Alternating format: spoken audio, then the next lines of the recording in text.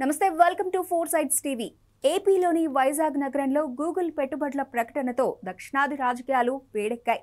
ఆంధ్రాలో ఈ పెట్టుబడులపై అధికార విపక్షాల మధ్య తీవ్ర మాటల యుద్ధం కొనసాగుతూ ఉండగా, పక్క రాష్ట్రాలైన కర్ణాటక, తమిళనాడులో సైతం అక్కడి అధికార పక్షాలు తీవ్ర ఒత్తిడిని ఎదుర్కొంటున్నట్లు కథనాలు వస్తున్నాయి.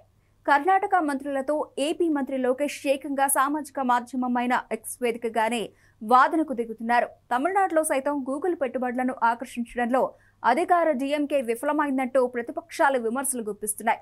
తమిళ మీడియా సైతం స్టాలిన్ ప్రభుత్వంపై ప్రత్యేక కథనాలతో విరుచుకుపడుతోంది. ఇలా ఆంధ్రప్రదేశ్ కి నలువైపులా ఉన్న 3 రాష్ట్రాల్లో 2 రాష్ట్రాలకు గూగుల్ సెగ తగిలితే, తెలుగు రాష్ట్రం తెలంగాణలో మాత్రం చిత్రమైన పరిస్థితి నెలకొందని రాజకీయ విశ్లేషకులు చర్చించుకుంటున్నారు. నిజానికి ఏపీలో ఐటీ పెట్టుబడులు వస్తే తెలంగాణలో కొందరు నేతలు ఉలిక్కి పడుతూ ఉంటారు.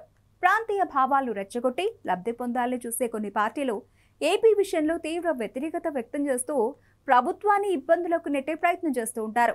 గతంలో ఆంధ్రప్రదేశ్ ప్రాజెక్టులపై ఓ పార్టీకి చెందిన నేతలు వ్యవహరించిన తీరును ఎత్తి చూపుతున్నారు. అయితే గూగుల్ సంస్థ ఏపీలో భారీ పెట్టుబడులు పెడుతున్నట్లు ప్రకటించిన వేళ ఆ పార్టీ ఎలా స్పందిస్తుందన్నది అందరినీ ఆశ్చర్యానికి గురిచేసింది. తెలంగాణలో ముఖ్యమంత్రి రేవంత్ రెడ్డి ప్రభుత్వాన్ని ఇబ్బంది పెట్టేలా రాజకీయంగా వాడుకుంటుందని పరిశీలకులు అంచనా వేశారు. అయితే తెలంగాణలో చిత్రంగా గూగుల్ పై ఎలాంటి రాజకీయ ప్రకటన రాకపోవడం పరిశీలకులను ఆశ్చర్యానికి గురిచేస్తోంది. తెలంగాణలో ఫ్యూచర్ సిటీ పేరుతో ఏపీ రాజధాని అమరావతికి సమాంతరంగా మరో నగరం కట్టాలని భావిస్తున్న ముఖ్యమంత్రి రేవంత్ రెడ్డిపై తీవ్ర విమర్శలు గుప్పిస్తున్న పార్టీలు గూగుల్ రూపంలో భారీ పెట్టుబడి తరలిపోయినా మారు మాట మాట్లాడకపోవడం అనేది తీవ్ర చర్చనీయాంశమవుతోంది. అయితే ఈ విషయంలో కర్ణాటక మంత్రి ప్రియాంక ఖర్గే వల్ల తెలంగాణ ముఖ్యమంత్రి రేవంత్ రెడ్డి సేఫ్ జోన్లోకి వెళ్లిపోయారనే విమర్శలు వ్యక్తమవుతున్నాయి. కొన్ని రోజులుగా పరిశ్రమలు, పెట్టుబడుల విషయంలో ఏపీ మంత్రి లోకేష్ తో కర్ణాటక మంత్రులు డీకే శివకుమార్, ప్రియాంక ఖర్గే ఎక్స్ వేదికగా వాదులాడుకుంటున్న సంగతి తెలిసిందే. దీంతో ఏపీ, కర్ణాటక మధ్య పొలిటికల్ హీట్ పెరిగిపోయింది. ఈ క్రమంలోనే తెలంగాణ నేతలు ఏపీ, కర్ణాటక వార్ను ప్రేక్షకుల్లా చూస్తూ ఉండిపోవాల్సి వస్తోందని అంటున్నారు.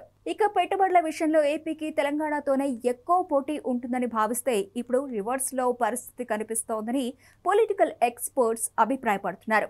దీనికి కారణం ఏపీ మంత్రి లోకేష్ వ్యూహమేనా అని సందేహిస్తున్నారు. పెట్టుబడులు, పరిశ్రమల విషయంలో తెలంగాణతో ఏమాత్రం పోటీ పడకుండా లోకేష్ కర్ణాటకను లక్ష్యంగా చేసుకుని పావులు కదపడం వల్ల తమ పార్టీ మాజీ నేత తెలంగాణ ముఖ్యమంత్రి రేవంత్ రెడ్డికి పరోక్షంగా మేలు చేశారని చర్చించుకుంటున్నారు. లోకేష్ ట్రాప్ లో పడిన కర్ణాటక నేతలు తెలంగాణ నేతలను సేవ్ చేశారని అంటున్నారు. మరోవైపు తెలంగాణలో ప్రతిపక్ష నేతలు సైతం సైలెంట్ గా ఉండడంపై పరిశీలకులు ఆశ్చర్యం వ్యక్తం చేస్తున్నారు.